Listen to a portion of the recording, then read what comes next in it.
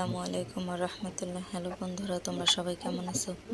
আজকে তোমাদেরকে দেখাবো কিভাবে হাতায় ফুল ডিজাইন করে। যারা পারো না ফুল ডিজাইন করতে তারা ভিডিওটি মনোযোগ দিয়ে দেখো, শেষ পর্যন্ত দেখো, তাহলে খুব সহজ।